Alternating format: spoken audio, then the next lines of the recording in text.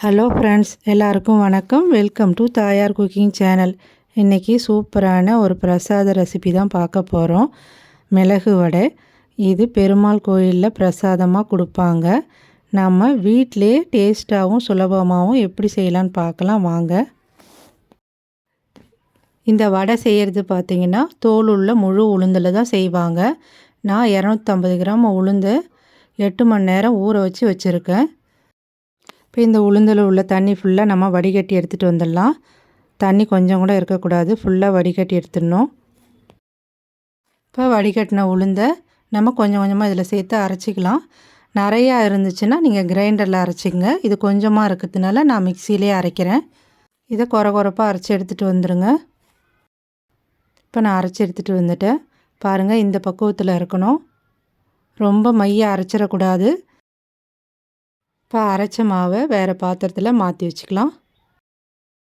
இப்போ மீதி உள்ள பருப்பையும் இதே மாதிரி அரைச்சி எடுத்துகிட்டு வந்துடுங்க.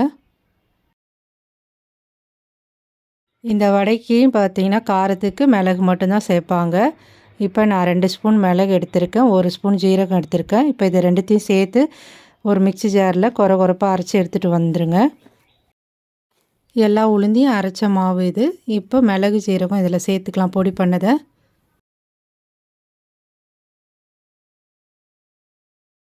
இந்த வடைக்கு தேவையான அளவு உப்பு சேர்த்துக்குங்க. நான் 1 ஸ்பூன் சேர்த்துருக்கேன்.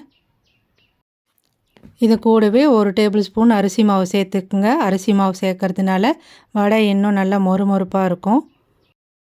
அதே சமயம் எண்ணெயும் இழுக்காமல் இருக்கும். இப்போ இதை எல்லாத்தையும் சேர்த்து ஒன்றா கலந்து விட்டுக்கலாம். இந்த மாதிரி ஒரு வாழை இலை எடுத்துக்குங்க. அதில் எண்ணெய் தடவிக்குங்க. கையிலையும் எண்ணெய் தடவிக்குங்க. ஒரு உருண்டை மாவு எடுத்துக்குங்க கையில். இந்த சைஸில் ஒரு உருண்டை எடுத்துக்குங்க. நல்லா உருட்டிட்டு நல்லா மெலிசாக தட்டிக்குங்க. எந்த அளவுக்கு மெலிசாக தட்ட முடியுமோ அந்த அளவுக்கு தட்டிக்குங்க.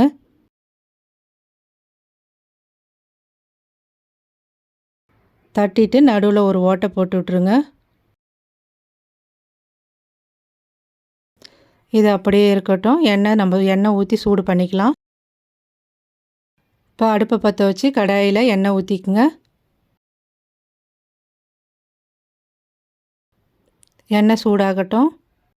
இப்போ எண்ணெய் சூடாகிடுச்சு. நம்ம தட்டி வச்ச வடையை போட்டுக்கலாம். இலையிலேருந்து மெதுவாக எடுத்து எண்ணெயில் போடுங்க.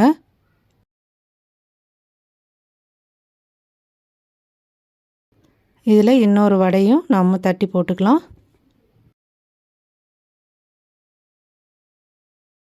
இது ஒரு பக்கம் நல்லா வெந்து வரட்டும். அப்புறம் திருப்பி விட்டு வேக வைக்கலாம்.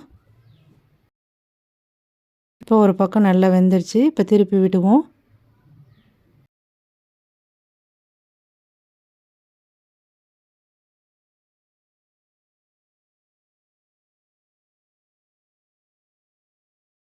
திருப்பி விட்டு பொன்னிறமாக வர வரைக்கும் வேக வச்சு எடுத்துக்கலாம். இப்போ வடை நல்லா வெந்துருச்சு. நம்ம எண்ணெயிலேருந்து வடிகட்டி எடுத்துக்கலாம். நல்லா மொறுன்னு டேஸ்டான மிளகு வடை ரெடி ஆகிடுச்சு.